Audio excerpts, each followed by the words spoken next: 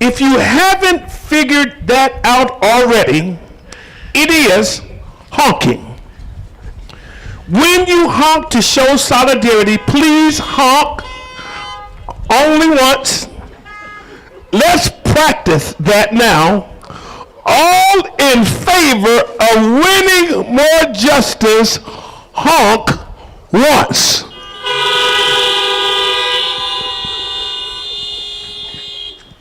If our leaders hear unclear answers from officials, they may need to speak firmly and directly in order to clarify a response. There's so much at stake when it comes to affordable housing that we will negotiate for these important solutions. We are here tonight not as a passive audience. We are active participants, and we want to support our spokespeople. We will treat all of our officials with respect and expect our public officials to respect us by giving direct answers and straightforward commitments. We are asking for commitments that we know are in their power to say yes. We also ask for commitments that will have clear and measurable results so that we are able to hold them accountable. There's too much at stake to accept vague responses. Shouldn't we expect specific commitments from city and county officials, knowing that the lack of affordable housing is jeopardizing our children's futures? Shouldn't we expect specific commitments from the Department of Public Safety, knowing that we have one of the deadliest police forces in the country? We cannot be willing to accept anything less than clear, specific, and measurable commitments. To respect everyone's time tonight, we have allocated time for responses from our public officials that we have invited. If they give a clear yes to the commitments that we ask, they will have time to make a 2-minute statement. If they say something other than yes, it will take additional time to clarify why they are unwilling to make a clear commitment. This means that they will probably not have the opportunity to make another statement. If they choose to send a delegate in their place, they will not be given an opportunity to respond. To make sure our officials stay on time, we have a timekeeper. Our timekeeper will let them know when they are out of time. It is no different than when we attend a city council meeting and we are given 3 minutes to speak. Finally, it's because of Justice Ministry and the Rodolph Zedek Network members that we are able to turn out powerful numbers to our Nehemiah action. We celebrate you tonight, and we'll have a special celebration event for you on June 28th, 7 o'clock p.m. We look forward to seeing all of you on that night, and thank you again for your hard and diligent work and dedication to justice. Now, let's stand together, because bread rises. Now, one moment. Before my friend leaves, I would like to take a moment to share with all of you on another note, my comrade and colleague, Reverend Dick Burnett, is retiring from his pastoral role at Trinity Episcopal Church this month.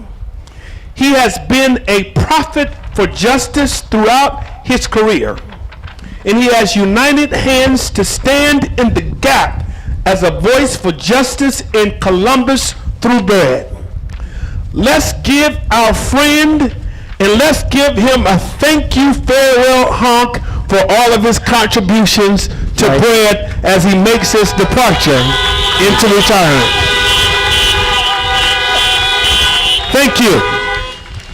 Thank you very much.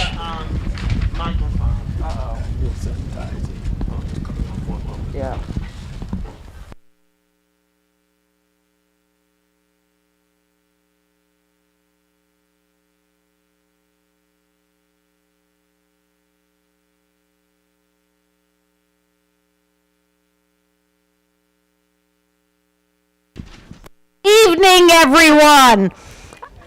I want to thank all the online participants and people who drove into the First Church of God tonight. We have roughly 250 cars in the parking lot. Woo! Welcome to the 2021 Nehemiah Action. We now call this meeting to order. My name is Cathy Levine, and I serve as co-president with James Wynn. James? Yes, Cathy, let's get started. Push the button on the side. We have a packed agenda this evening. The Bread organization is comprised of many different congregations who in turn represent many different traditions. Each of our congregations believes something different about the nature of God and the name of God. But each of us shares a commitment to pursue justice, guided by our faith, to finding in the things that we share the strength that unity can bring. As we begin our gathering in prayer, we invite Dennis Stafford to offer words of prayer from the stream of his own faith tradition, recognizing that this may be different from our own tradition. We vow to respect each other for the things we share and for the ways that we are different. Dennis.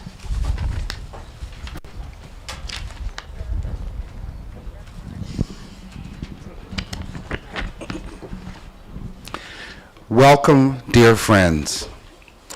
As we gather tonight in a spirit of unity, seeking justice, I offer this Baha'i prayer. It is shared with a belief and commitment to our common humanity, which transcends all barriers, both real and imagined. All are equal. All are loved.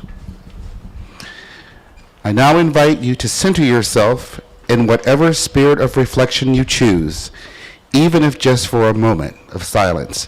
We'll just take 5 seconds for that.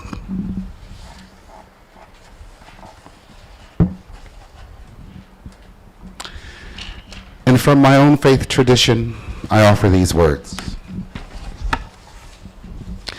O Son of Spirit, the best beloved of all things in my sight is justice. Turn not away therefrom if thou desirest me, and neglect it not if that I might confide in thee. By its aid thou shalt see with thine own eyes, and not through the eyes of others, and shalt know of thine own knowledge, and not through the knowledge of thy neighbor. Ponder this in thy heart, how it behooveth thee to be. Verily justice is my gift to thee, and the sign of my loving kindness. Set it then before thine eyes. Baha'u'llah.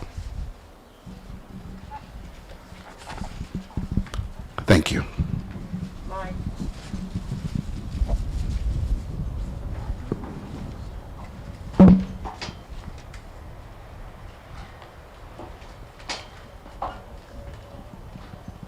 If it's turned off, this there's a button on the side.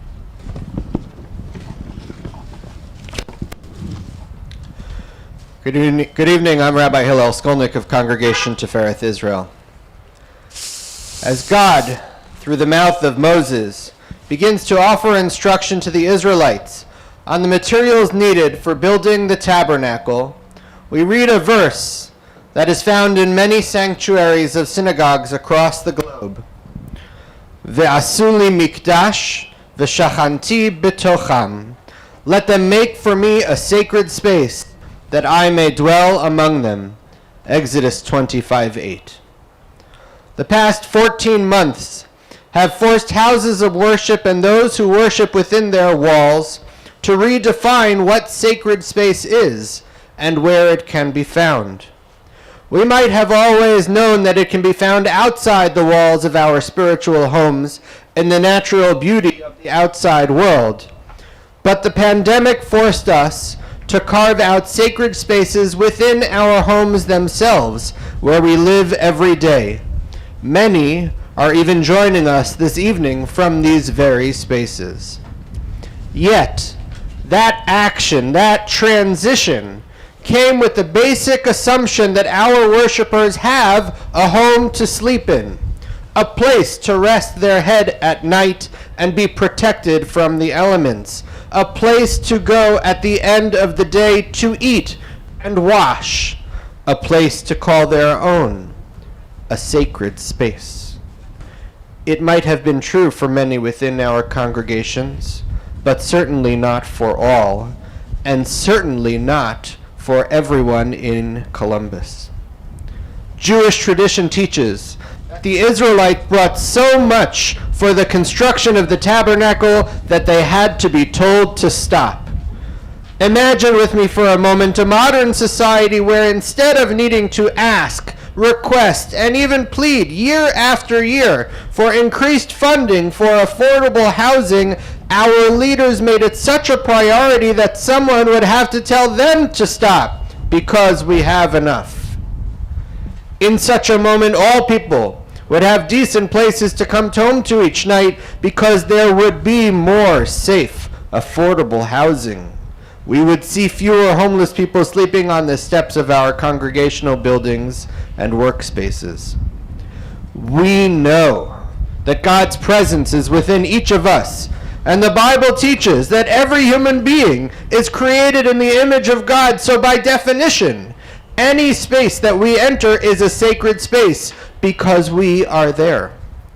But to truly construct a sacred space, to truly bring God's presence into our world to stay, each and every person must have their own sanctuary, their own safe space. And when we have fulfilled that vision, when we have fulfilled that commandment of constructing sacred space, then we will have succeeded in that goal of God forever dwelling among us. That is why we are here today.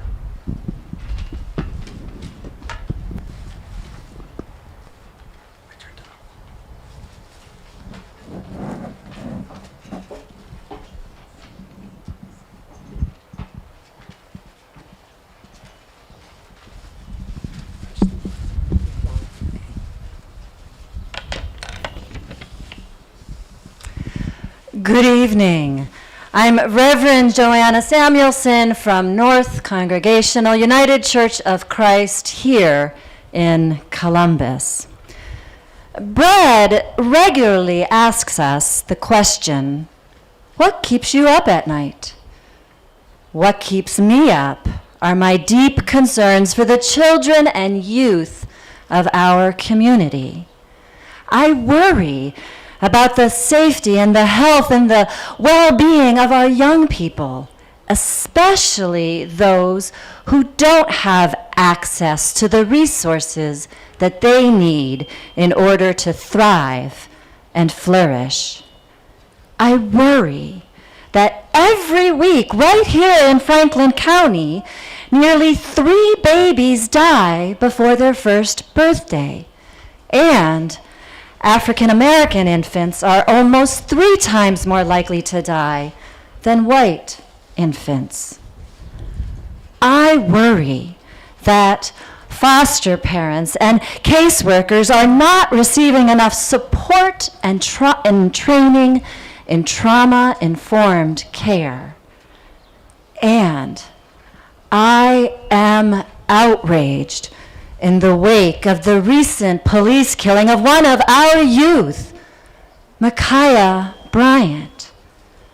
Micaiah was just a child.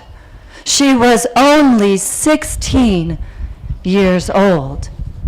And I want to know, how can any police officer be dispatched to any situation without being trained and skilled in non-violent crisis intervention? As people of faith, we are called to respond to times like these. Scripture commands all of us to do justice. One of our themes this evening is reimagining a safer community. And as I reflect on this theme, I am reminded of the prophetic imagination of the late, great Reverend Dr. Martin Luther King Jr., who held up his vision of the beloved community. A vision where all people share in all the resources of a community, where poverty and homelessness are no longer tolerated, where racism and all forms of discrimination are replaced by an all-inclusive spirit among the people, where peaceful conflict resolution is the norm, where accountability and transparency of all institutions and power holders are required, and where peace with justice prevails throughout every aspect of society. As we all reimagine a safer community together through bread, I ask you, what is your vision? And how can each of us and all of us work together to make it a reality? Bread rises.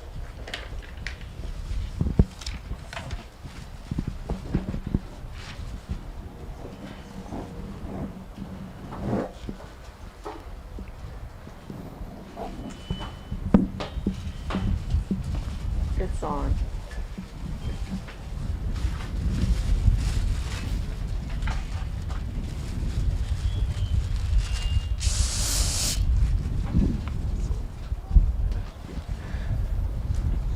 I'm Reverend Lewis, pastor of Bethany Presbyterian Church. There are 1,760 yards in a mile, roughly around 2,000 steps. 40,000 steps is a long day's journey. 200,000 steps is a hard week.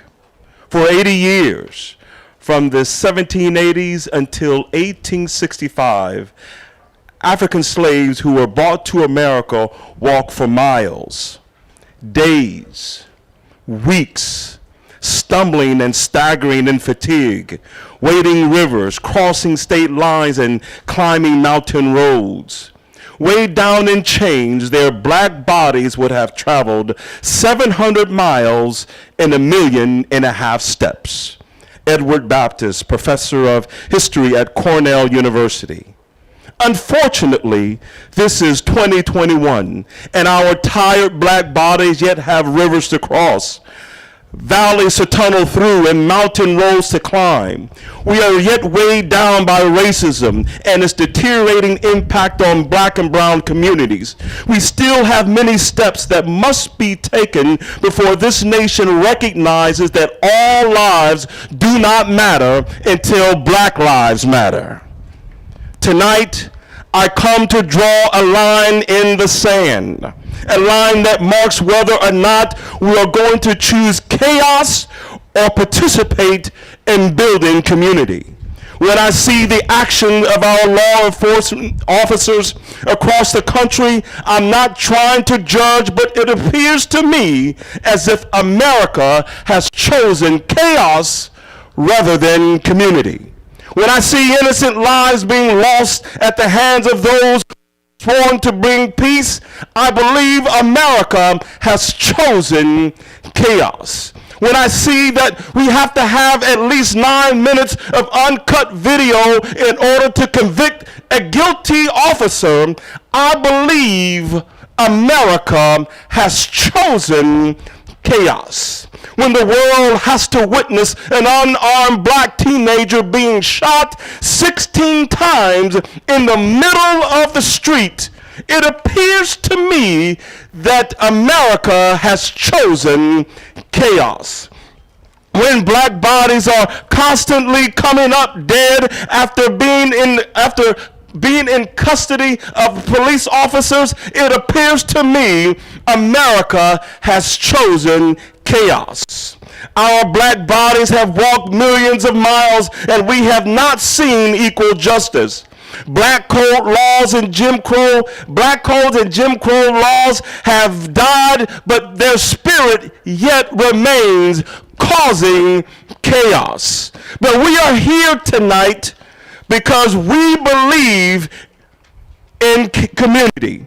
We are here because we have chosen to love our sisters and our brothers as ourselves. We are here because we believe that God has created the heavens and the earth, and that all that live in it demands or must receive equal dignity and respect, until we see the sort of policing that brings peace instead of chaos, until we see our law enforcement officers guarantee dignity and respect for all, until we see the same kind of policing white-skinned folks receive. We are going to march.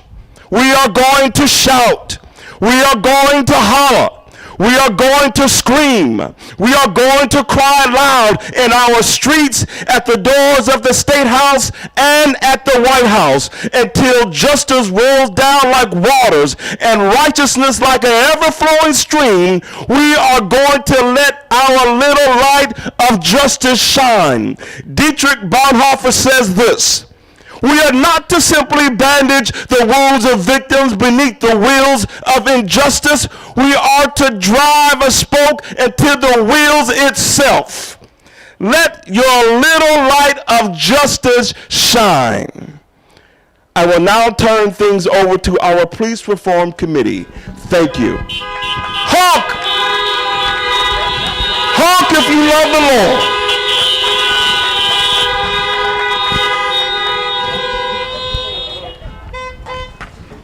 The Police Reform Committee research has found that Columbus is a tale of two cities: abundance and comfort next to scarcity and anxiety.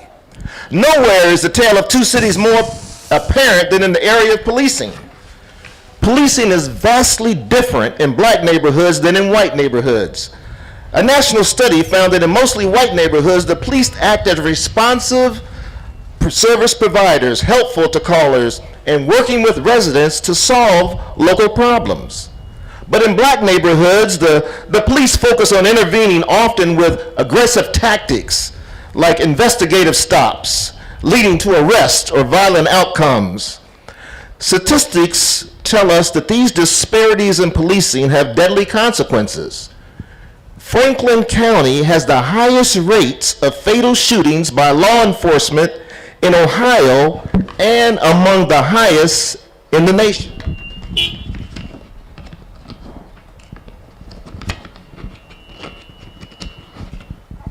Excuse me 1 second here. More than 2/3 of the people killed by Columbus police were black, whereas black people comprise less than 1/3 of the population. Many white people also suffer at the hands of police, so transforming the police department will help us all. We need police to take steps to earn trust back with the community they have wronged for so many years. Some people, for good reason, have never trusted the police department. For others, the breaking of trust is more recent. A continuum of practices brought us to this point. Trust was broken back in the day when police enforced racial segregation. Honk if you agree with me.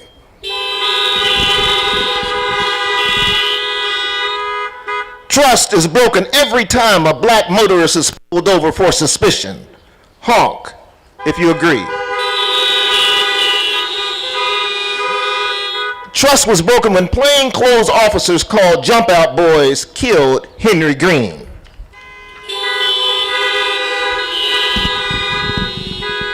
Trust was broken when police pepper sprayed protesters in the streets, including our own officials here in Columbus. Trust was broken when a Franklin County deputy gunned down Casey Goodson Jr. Trust was broken when Andre Hill was shot and killed by a Columbus police officer. And trust was broken when the Department of Safety went back on their commitment to be here tonight to acknowledge the harm that has been done.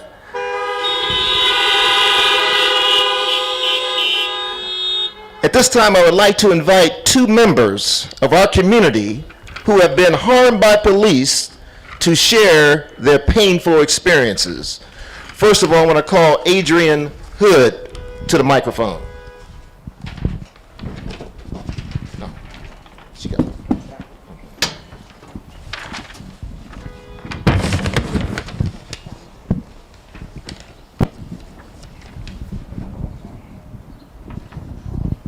Good evening, everyone. And under normal circumstances, I would be expecting people to holler back at me. Good evening, everyone. I want to thank Brad for the opportunity to be here, especially on today, because today is my mother's birthday, and so rest in heaven to my mother and my son. I thank you again for the opportunity to speak on behalf of my son and the many lives lost to police violence here in our city. My son, Henry Green V, was gunned down by two plainclothes police officers June 6, 2016. That was the day that I became a member of the Involuntary Club. As many of you just celebrated Mother's Day this past weekend, mine will never be the same. Yes, I have other children, and I am thankful for them both, but there will be forever a hole that cannot be filled. So as we reimagine safety, we must come together and go up against a demonic system, a system that has its historical fibers rooted and grounded in slavery and has only changed its rules on the surface, but we are a part of history. We are standing together and demanding a change that is long overdue. As I have been walking this journey for almost 5 years, I am thankful and reminded of God's word in Deuteronomy 31:6 that says, "Be strong, courageous, and firm. Fear not, nor be in terror before them. For it is the Lord your God who goes with you. He will never leave you nor forsake you." People wonder how I make it. I make it on God's word. I make it on God's promises. While I am grateful for the conviction of Derek Chauvin, we must be courageous in tearing down the system that creates Chauvins, that creates Rosens, that creates Bears, that creates Masons, and the list goes on and on. If we really want to see change, we have to demand change, and we cannot accept no for an answer. We have to hold elected officials and the leadership of this city accountable. We cannot have short-term memory nor become complacent in the expectations of creating a safe Columbus for everyone. So it is my hope that you will stand with the families, not just with prayers, but putting actions behind those prayers. Because I would hope we can all agree that we don't need any more families added to the Involuntary Club. Thank you, and God bless, and honk if you're with me.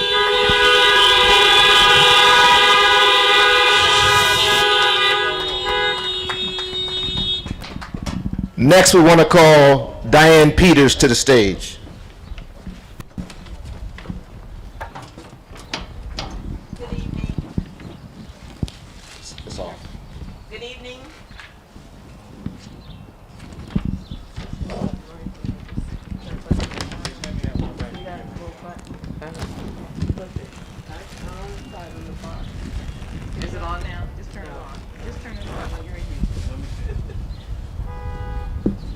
I can't with these. Okay, it's on. It's on. It's on.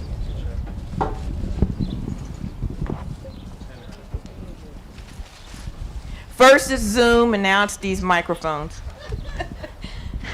My name is Diane Dillard Peters, and I have a loved one that lives with mental illness and has had multiple interactions with Columbus police.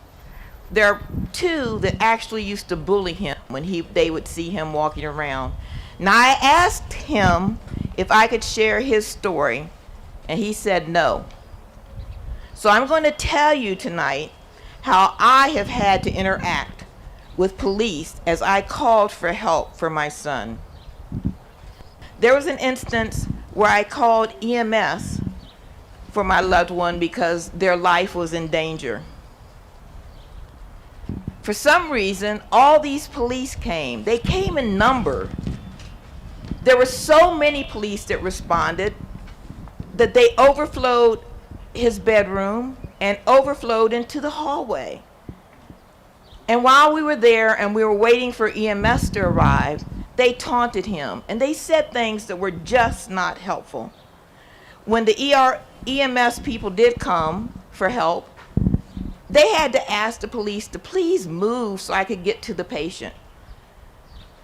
Having so many officers in our room with their unnecessary taunts made the situation so stressful and unbearable for me. I can just imagine how my loved one felt. In contrast, once I learned about CIT officers, and those are crisis intervention trained officers from an organization called NAMI, when I needed to call the next time for my loved one, I asked for a CIT officer, and thank God there was one available. 2 officers arrived to my house. When my son saw them, he started walking down the street. One officer came towards me. The other officer started walking down the street after my son. After a while, after about 10 or 15 minutes, I said, let's go see what's going on. And so the officer and I walked down the street, around the corner, down to another block, and there sat my son with the other CIT officer sitting down on the steps talking. So we went back, the officer and I went back to my house. About 10 or 15 minutes later, here comes the other officer and my son walking down the street. The officers then took my son to Net Care, and from there he was hospitalized. The difference between the CIT officers, and those are crisis intervention trained officers, and regular officers are like day and night. We must have compassionate care for those most vulnerable in our city. No one deserves criticism and mocking when all they really need is help. Thank you.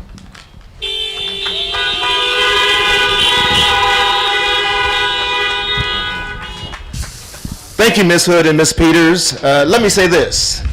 This is not just a problem of a few bad apples in the department. Bread's Police Reform Committee acknowledges that a great many Columbus police officers of all ethnic backgrounds and genders are committed to doing a good job. Based on our research, however, we have found that the problem is a result of a structure and culture of policing that tolerates outcomes of racism and discrimination. We all know what happens when a bad apple is in the bushel. It rots the entire bushel. Thank you. Ms. Cathy.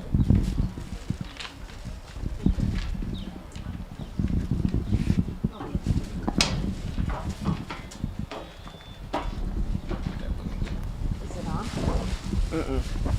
On the side. Thank you, Brother Wynn, Ms. Hood, and Ms. Peters. I would now like to invite Council President Pro Tempore Elizabeth Brown to join me on stage. She's right there.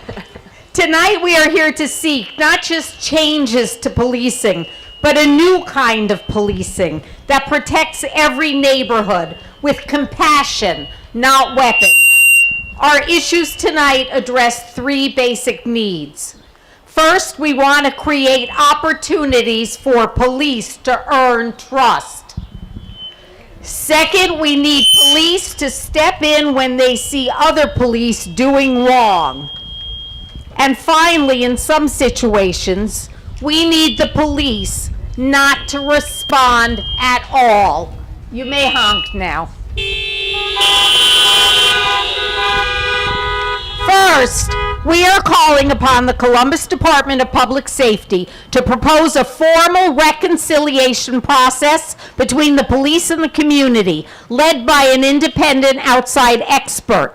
The process must include law enforcement acknowledging throughout the city, in every neighborhood, the harm done to people and neighborhoods and by the police. And we want Brett involved in developing the process. The commitment for a reconciliation process must come from the Department of Public Safety, but our elected officials and City Council will be vital to finding the funding. We have invited Council President Pro Tem Elizabeth Brown to share her support as a champion of a reconciliation process with the Columbus Police Department. Thank you, Cathy. And I come here sharing my support after having met with Brett multiple times on the issue. As we evaluate how we protect the safety of everyone in our city, a crucial piece of the conversation is trust between community and the police. And frankly, we know there is a divide that has only grown over decades. We have a tremendous amount of work to get where we need to be. But how do we establish trust between residents and the police, especially in our Black and brown communities? As Brett has recognized, I believe a critical part of answering that question is through a formal reconciliation process. And I recognize Brett's leadership and its members for your work on this priority, which I support. A successful reconciliation process will require that we engage the right facilitator to oversee it, one who has established credibility and is trusted in the community. After all, reconciliation cannot occur if we fail to bring the community to the table. I'm committed to supporting this work and championing it, and also to continuing to push to reform the police division. Thank you, Council President Pro Tem Brown. If you want to otherwise. We're now going to take a pause on our policing issue to move on to affordable housing, and we'll go back to policing.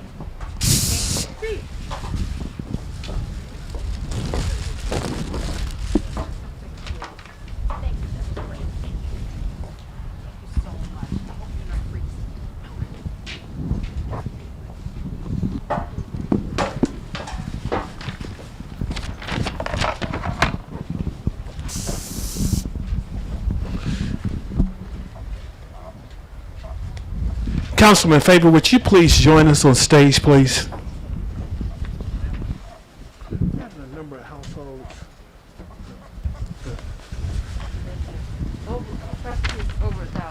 Okay. We have over 1,000 households watching tonight. We know that yesterday Mayor Ginthers announced an assistant director of housing strategies. This is great news. We also heard the mayor announced a $10 million investment into affordable housing initiatives. This is also awesome and great. However, much more is needed in order to tackle the city's crisis. That's why we're looking for leaders to champion our housing plan. After 2 years of working with you on another housing group, we celebrate your leadership on legislation to ensure that people with housing vouchers cannot be denied housing. We haven't had an opportunity to celebrate you publicly, so let's do so now by honking your horns for this great woman of God.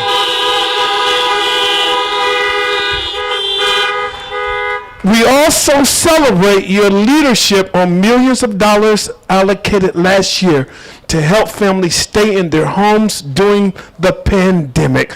Let's celebrate that also. Our I'll now turn things over to Reverend Charles Leister and Noel Williams at this time.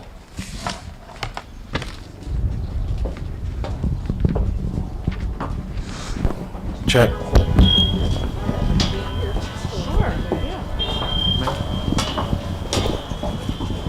You don't want that.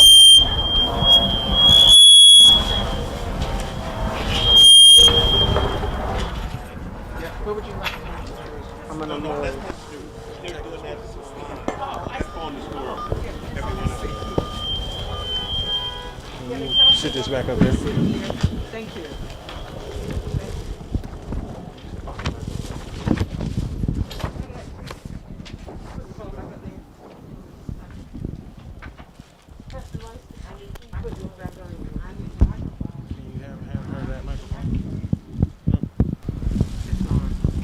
Thank you. Leister, microphone. Thank you. Thank you again, Councilwoman Favor, for your hard work. And so, Pastor Leister, if you could please lay the foundation for us so we can do our work here. Our first question that we have for Councilmember Favor has to do with the federal funds coming to the city from the American Rescue Plan. According to the information received from nonprofit think tanks, for instance, the Brookings Institute, we understand $184 million is coming to the city of Columbus out of one particular bucket where there is no strings other than it cannot be used for tax abatements, but it's available to be flexibly used for the needs in the city of Columbus. The other bucket has specific needs that have many strings attached. What we are speaking about tonight, or requesting Councilmember Favor's support in being an advocate to council, is for that $185 million that is open for use for the greatest needs within our city. Within the city of Columbus, we requesting that 30% of that 185 million over 2 years, which would be $92 million this year, be used for affordable housing within the needs, the city of Columbus, which has a crisis that we expect. So, Councilmember Favors, our first question is, will you advocate for the 1/3 of the American Rescue Plan dollars to go to the Affordable Housing Trust, targeting families that have incomes less than $30,000 a year? Oh, there you go. Thank you. Can you answer the question first? Yes, with a caveat. Please explain the caveat. To be clear, the Affordable Housing Trust is a lending institution that supports affordable housing projects. What I will be advocating for, which you will hear about just momentarily from Michelle Heritage with the Community Shelter Board, is 30% of the American Rescue Funds to be designated towards addressing our affordable housing crisis overall in Columbus. And so, Councilmember Favor, we can appreciate that and the work that you've done thus far. Thank you again. So the reason we're asking for the advocacy for the Affordable Housing Trust is because the Affordable Housing Trust has a track record, an excellent, efficient track record in which they have been able to provide housing for over 11,000 families. So we're asking, will you advocate for that money to go to the Affordable Housing Trust, and specifically for families that earn $30,000 or less? Brett, do we need affordable housing for those families? Let's hear it. Thank you. Can you agree to advocate for that? What I am advocating for is 30% of the American Rescue dollars to be designated towards affordable housing solutions in Columbus. For the families earning less than $30,000 a year? Absolutely, that's what we're fighting for right now. And we speak very clearly all the time. Yes, we do. And We know radios words about matter. these issues. Yes. Words absolutely matter. So what I say I want to do, I do. 30,000 or less for those families earning 30,000 or less. I will do what I can, which has always been advocating and fighting for the less of us. So can we take that as a yes? Not to the Affordable Housing Trust. I want to be clear to our listening audience because I have conversations with Brad about bi-monthly. Yes, you do. What I am advocating for and what I will continue to fight for is what is being recommended by the Affordable Housing Alliance and the Community Shelter Board. Michelle Heritage will be up here momentarily to talk about that. 30% of the $186 million, approximately what we will be receiving in Columbus, I will be advocating for to go towards affordable housing in its entirety. So we're talking about homelessness, we're talking about building new units, we're talking about keeping people in their homes through the eviction. Councilwoman That is my Faber, response. we're That is talking my about response. those families. Yes, ma'am. Yes. That is inclusive of those families as well. $30,000 or That is less. inclusive of those Brad, families can as we well. accept that? Yeah, yes. Pastor Leister? We have with that being a response of yes, I'm assuming. Yes. We're moving to the second question. The second question we have is, will you work with Brad to come up with a affordable housing plan that you can present to council by December, I believe it's 13th, December 13th. And so let me explain the housing plan that we are referencing.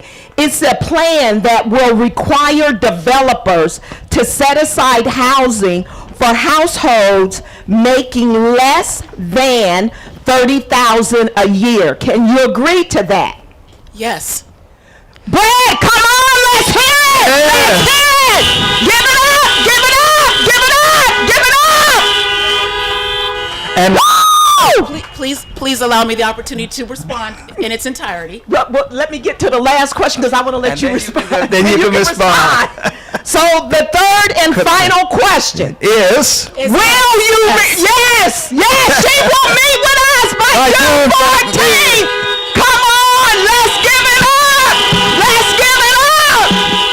Councilwoman Faber, you do have the floor. Go right ahead. So, 2 minutes. well, y'all just took up 30 minutes of my 2 minutes, but okay. Honk if you hear me. No, I'm joking. I'm joking. Honk for Councilwoman Faber. All right, there you go.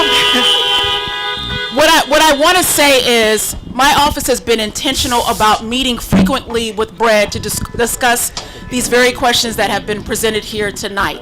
And my advocacy extends beyond just building units. A policy must be inclusive of ensuring that we are addressing the systemic issues that are around affordable housing. We don't have enough time to dig into it, but it's not enough to just say we're going to put more units in the ground if we know that folks can't get access to those units. And so what we have been working on is from the policy end, attacking and combating the systemic issues that are around folks getting access to affordable housing. What I will also let you know is that we have been doing this already. And so encouraging developers, asking and demanding developers that are coming to us with projects to go deeper in their affordability. So not just the 20% that needs to be expanded, we're talking about more affordable units and we're talking about a deeper level of affordability. So I thank you all for your time. Thank you.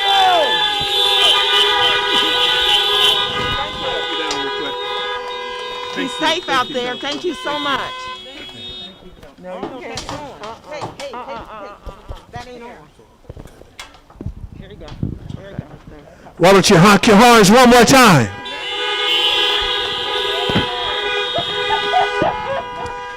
I simply want to say this for a moment. This is so important because you're aware that you can drive almost in every town and see new housing. You can see rent starting over $1,000. We know this is not affordable. If you believe that, honk your horn. In fact, our research shows that 50,000 families in Franklin County still spend half and more of their paychecks on housing. The people we're talking about that need help make less than $30,000. We're talking about child care workers. We're talking about cashiers. We're talking about essential workers. We need those persons who need the security on their disability to have affordable housing too. The pandemic has only made things worse. If you believe that, honk your horn. So that's why we're advocating for the dollars to go for affordable housing. At this time, we're going to call up Michelle and Wynn to come forward and honk your horns as they come to share at this time.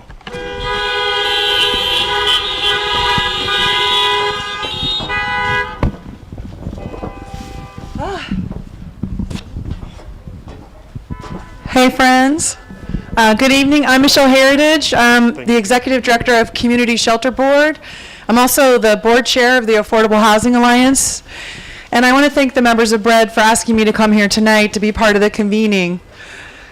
Tonight, more than 1,200 people will sleep in homeless shelters in our community, with 600 more sleeping on our streets.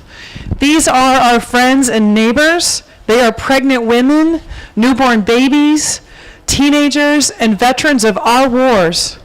They are the most vulnerable citizens in our community. Homelessness is devastating for human beings. It's a major risk factor for infant mortality, depression, suicide, and school failure. Homelessness is primarily caused by two things: lack of affordable housing, coupled with low-wage work that has not kept pace with the rising cost of housing. Our community is in the throes of an affordable housing crisis that only worsens with each passing day. Before the pandemic, 54,000 of the lowest income households in our community paid more than half of their income for housing, making them at high risk for eviction and homelessness. Eviction filings in our community are 2.5 times higher right now than they were at the same time last year. Over the last 2 years alone, our community has lost more than 19,000 units of housing that are less than $950 a month. Let me put this in context. More than half the families that come into our shelters are working when they enter, yet their average income is only $869 a month. Everyone we serve in our shelters is extremely low income, and they're living at or below 30% of the area median income. That is $26,500 for a family of four. We're seeing people staying in shelter longer than ever because it's becoming more and more difficult for us to find them safe, decent housing they can afford. An aggressive intervention in housing affordability is needed to respond to the coronavirus conditions that have left renters facing extreme cost burdens and housing loss. Community Shelter Board and the Affordable Housing Alliance support the recommendation that Columbus and Franklin County set aside 30% of Recovery Act funds to address housing challenges. It's essential that a portion of these funds be focused on developing affordable housing for those families and individuals that are very low income. Right now, virtually no housing is being built in our community for very low income people. I want to thank and recognize, just as you have, Councilmember Shayla Favor for her courageous and important work as she led a recent effort that resulted in the passing of a legislative package to assure that people will not be discriminated against in their housing due to the source of income, and that there are expanded options for people to be able to pay security deposits and just something as basic as receiving a receipt when you pay your rent. This legislation provides important protections for our community's most vulnerable neighbors. With the American Rescue Plan resources, we have an incredible and perhaps once-in-a-lifetime opportunity to find a place to call home for all of our neighbors, our friends, our brothers, and our sisters. Thank you so much. Honk your horn for Michelle. Thank you. Honk your horn for William Cameron will come at this time. Thank you.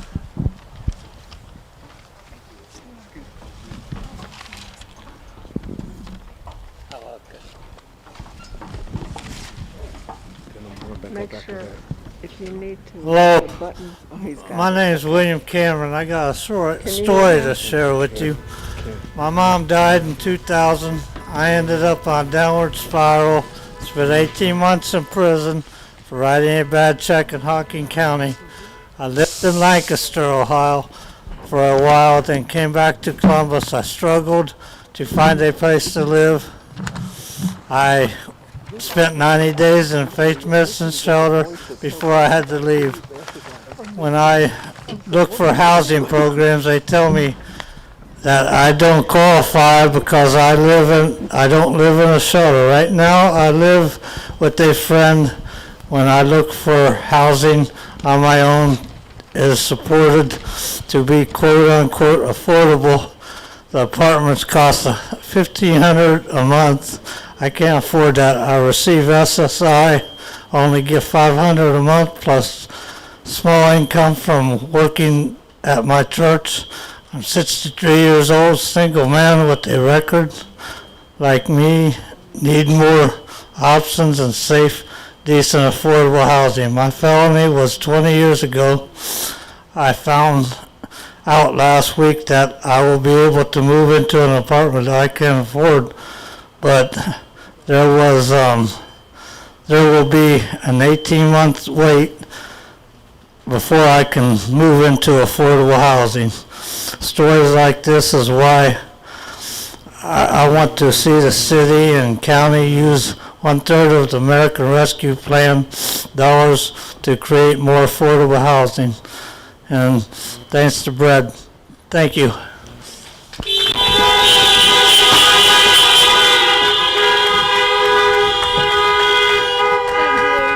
Pastor Charles Leister will come at this time, New Beginnings Ministry. Honk your horns.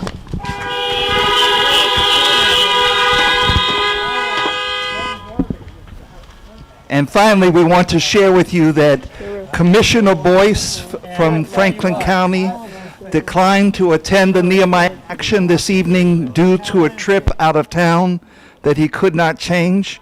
We met with the commissioner this past Thursday.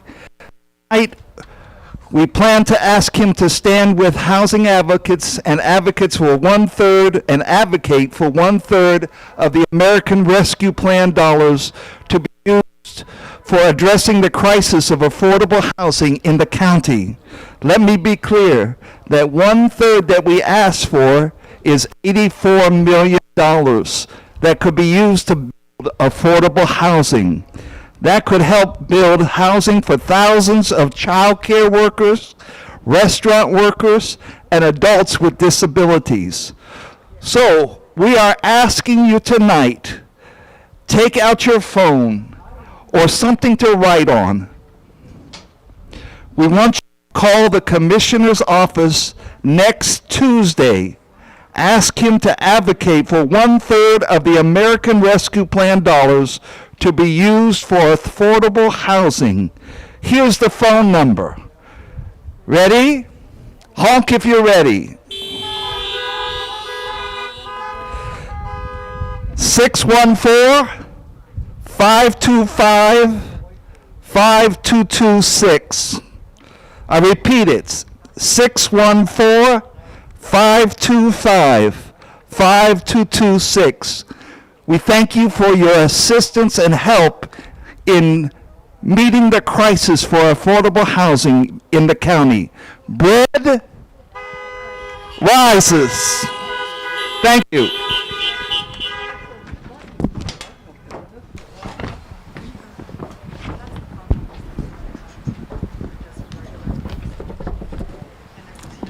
Okay, back to fixing our deadly policing.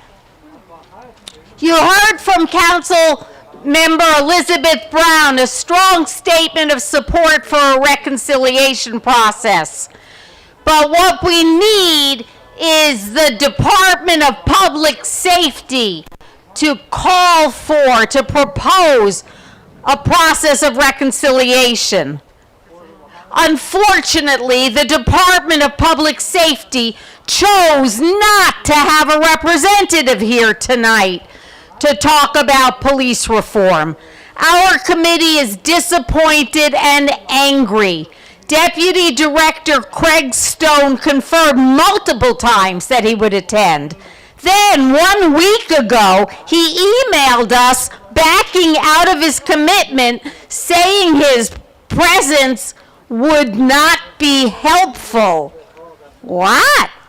Then we invited Safety Director Ned Pettis to attend, but he declined. The serious problems within the police department deserve public acknowledgement from the top that harm has been done and that specific steps will be taken to earn the trust of the community. Rest assured, we will take the people power you brought here tonight and continue to press the Department of Public Safety for action.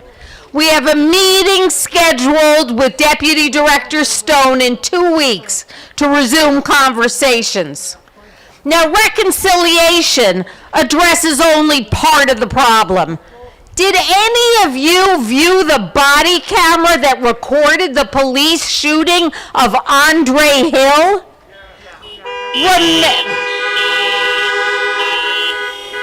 Remember how officers did nothing as Mr. Hill bled to death.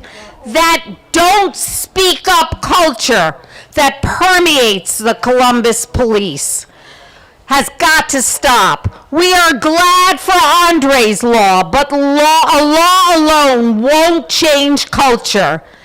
Able, active bystandership training for law enforcement is a research-based training program which replaces Don't Speak Up with Step Up to Stop Harm. That's culture change. We want the Department of Public Safety to convene a meeting with Brad and the new police chief within 1 month of his or her installation to personally recommend that the police chief enroll the Columbus Division of Police in ABLE training.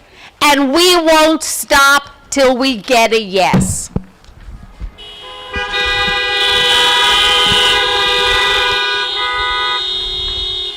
Hang on. I can't turn the page. Sorry, I gotta take my gloves off here. I'm getting angry. Okay, the gloves are off. Finally, as we all heard from Diane Peters' story, when a situation involves someone with mental illness or substance abuse, police should not even be responding.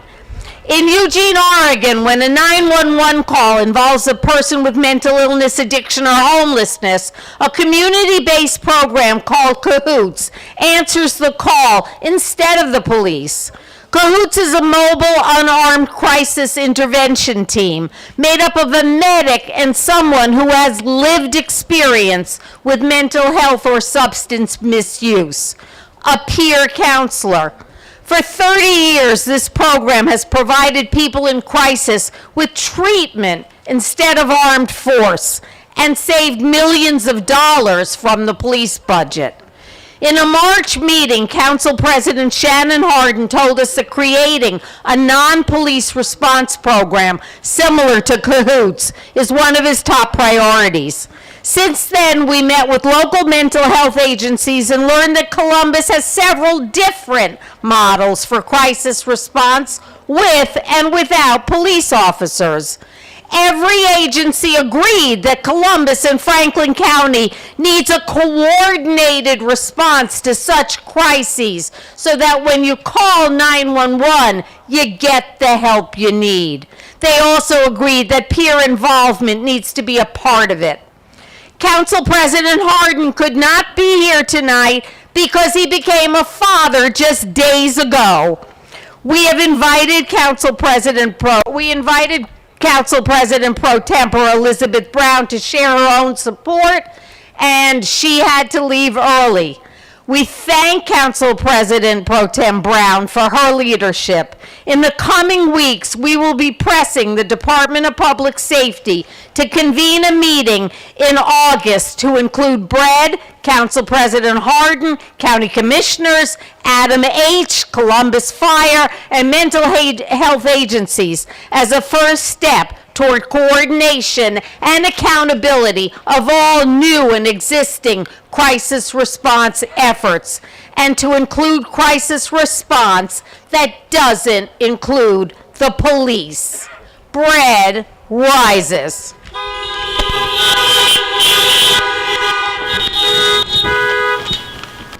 So in summary, we had an official here tonight who is committed to working with Brad to create a new public safety truly designed to serve and protect everyone. We know that this transformation will take time and persistence, but we are prepared. Brad rises. We also recognize that the solutions we propose tonight do not go far enough to change 400 years of unfair policing practices. Brad is monitoring developments. For one, whether the newly created Civilian Review Board will have the teeth necessary to oversee the police effectively.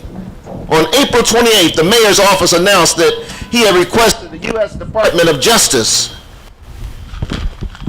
to conduct a formal review to identify racial bias in policing and recommend solutions to accomplish reform. Brett has requested that the U.S. Department of Justice investigate the Columbus Police and Franklin County Sheriff's Office. We hope the Department of Justice helps Mayor Ginther negotiate more accountability for police in the new FOP contract. We have asked the DOJ to include Brad in helping to craft long-term solutions to our deadly policing. Finally, cities that are making progress in changing police culture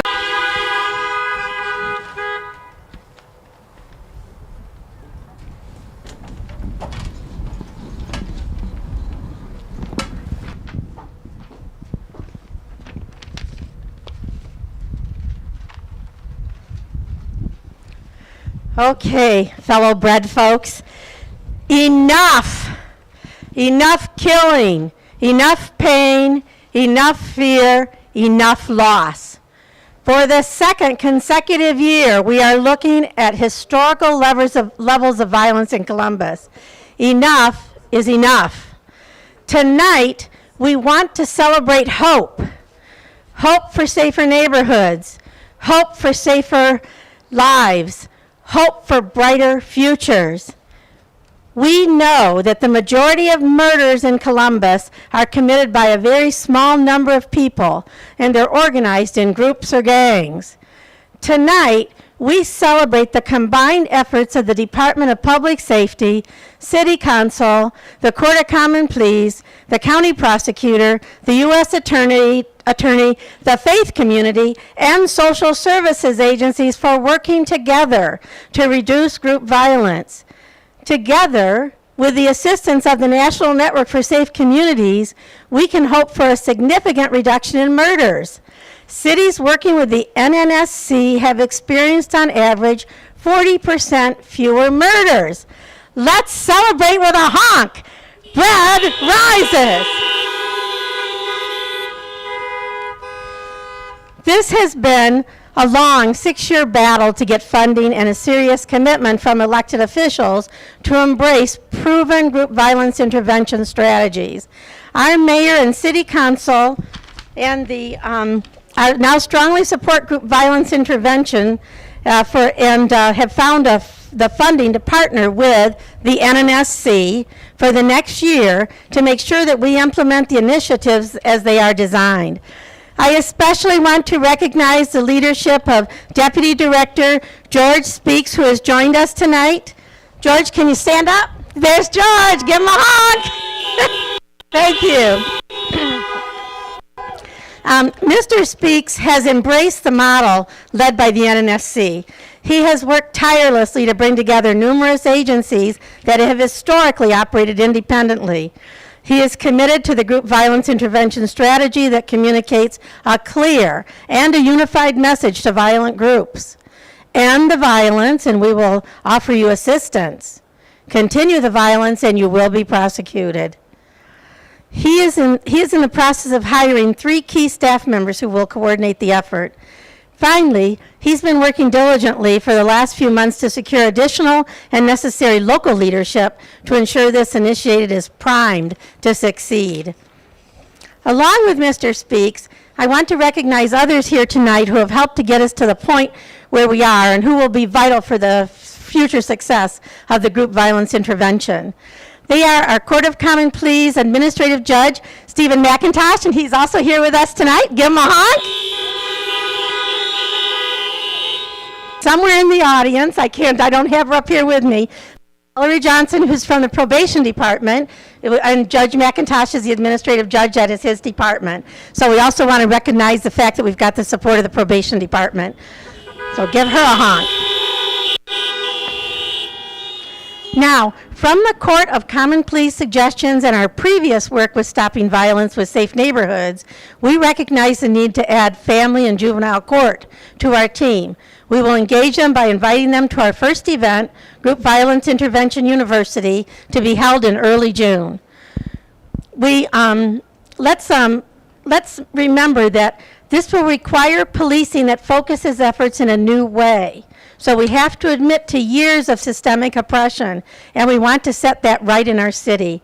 The new message is that we want to keep people safe and out of the criminal justice system.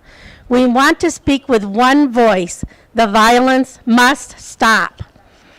Our work at BRED continues as a community partner for this group intervention strategy.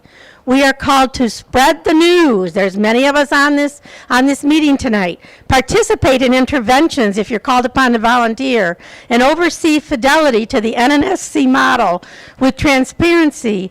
And we want easy access status reports for the whole community. As a community partner, we must create opportunities for police to build trust in our communities by acting and sharing the message of hope. We want to heal all those years of trauma. We are in the business of saving lives. All members in the faith community must help. BRED rises.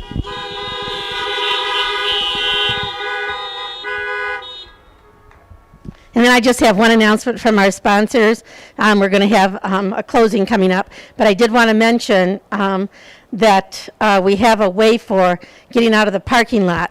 So people that are parking in our lot here, we're going to have people in sections, and you should stay parked until you're directed, because Refugee Road is very busy. So we're trying to have that be a little bit organized.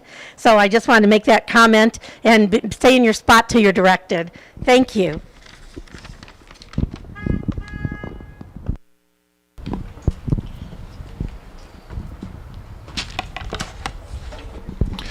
I'm Joel Miller, pastor of Columbus Mennonite Church.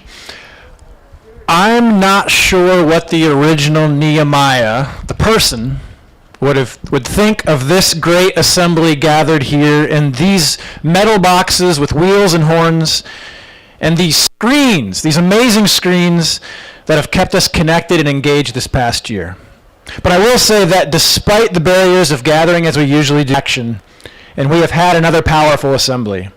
Our many diverse congregations came together again this year as a single congregation of justice-hungry people, speaking with one voice to our public officials. Like every time we draw this annual gathering to a close, we honor the good work we've done and recognize that the work is not yet done. These problems we've named tonight are not new problems, but one of the graces of this deadly pandemic is that it has laid bare for all to see like never before just how urgent these matters are for our community, our neighbors, our congregations, our friends and family. You have worked diligently to keep these problems at the forefront of our officials' minds and have put in the time and effort needed to find the solutions presented this evening. We came here tonight to reimagine a community where everyone has what they need, regardless of their zip code, regardless of the color of their skin, regardless of their paycheck. And as always, our people power is what leads to real action. You being here tonight in this new expanded definition of here, whether you're in your car or your home or elsewhere, this is how we show our power. This is how we speak with a common voice and start to live into that vision of a healthier community and safer community to which Reverend Samuelson and Lewis and Rabbi Skolnik so powerfully spoke. Tonight we also heard powerful and personal testimonies regarding some of these specific needs, the urgency of rethinking how we do public safety, the necessity of prioritizing affordable housing, the possibility of group violence intervention. Lives are literally on the line, and lives have already been lost because we have accepted the status quo. We named these problems clearly and asked our officials for specific responses to address these concerns. Tonight, we celebrate the victory of the city allocating $350,000 for a strategy to reduce gun violence through group violence intervention.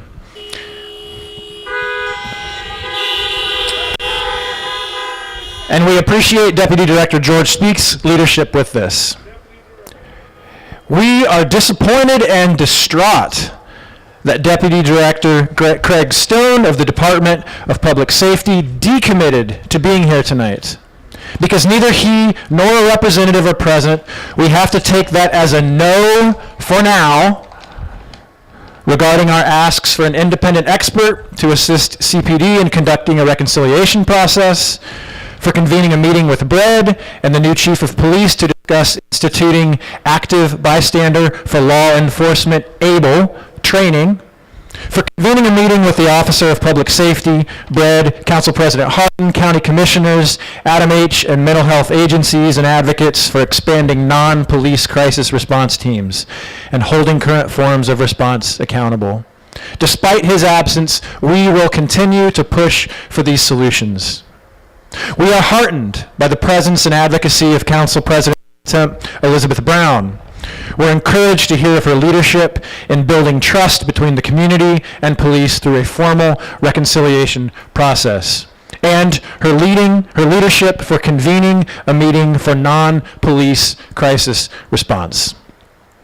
We're also pleased that Councilmember Shayla Favor prioritized being here with us and for her leadership on behalf of affordable housing. We asked her to advocate that 30% of the city's American Rescue Plan dollars go toward the Affordable Housing Trust and families at or below 50% of the area median income.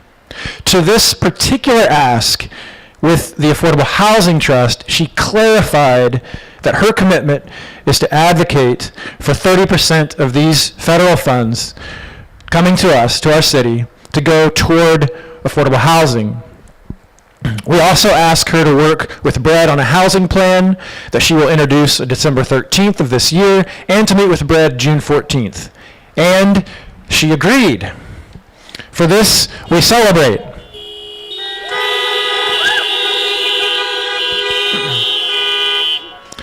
Even as we applaud these commitments, we are disappointed Commissioner Kevin Boyce was not able to attend or send a representative. We will remind him next Tuesday by phone how important affordable housing is to us and what an opportunity we have with the American Rescue Plan dollars. That number again is 614-525-5226. Watch your email for that call-in information. At Columbus Mennonite Church, we begin each service by lighting a peace candle. When the service draws to a close and it's time to extinguish the peace candle, our worship leader notes that we each now carry the flame of peace in our hearts as we leave this place. So as we prepare to end this Nehemiah action, the flame of justice goes with each of us. There will be many gatherings and meetings and opportunities over the coming year to follow up on this work. And as we do so, we hold the flame for one another and this community we call home. Our next major gathering will be the celebration on June 28th. We hope to see as many network and team members able to make it. And everyone here and people who aren't here can come together in the fall house meetings. Friends, we have prayed together, we have chanted, we have honked our horns and maybe done a little fist pumping and loud amens at home. We have committed to continuing this work. We will now go out in prayer, led by Amanda Hayes, Justice Coordinator of First Unitarian Universalist Church.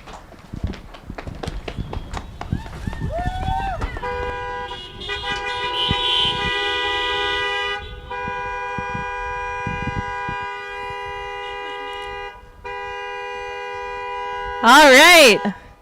As we close our time together this evening, I invite you to become aware of your body in this present moment. Maybe just take a moment to stretch or to reposition or sit up a little straighter. And I invite you to soften your gaze, close your eyes, or bow your head as your tradition teaches to come fully into this moment together. Let us begin with a moment of gratitude for every step taken this year to prepare for this Nehemiah action. From the house meetings in the fall, to the research of the committees, to the team members and network members turning all of us out here today, to the officials who have chosen to invest their power for justice, and for every person who is joining their power together tonight, either at home or here in this parking lot. And I invite you to hold in your heart those who you know and love who have been harmed by the housing shortage and by police violence. I invite you to imagine how their lives might change for the better based on the commitments made here today.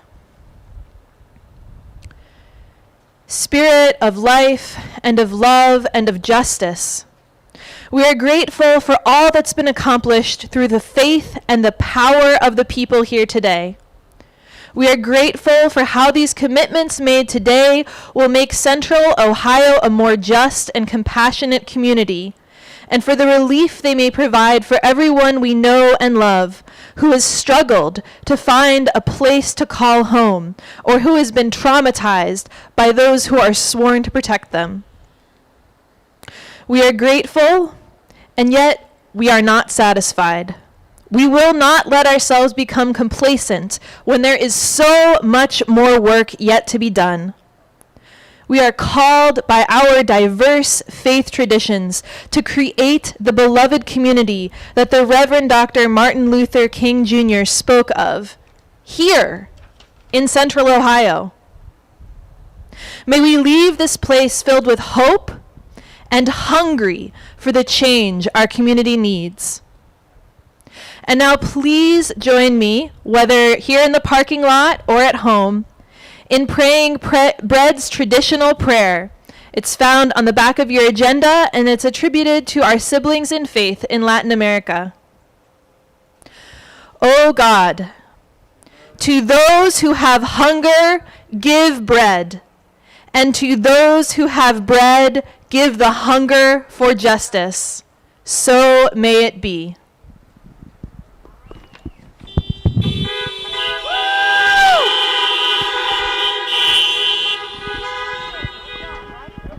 Very good. Did a good job. Thank you.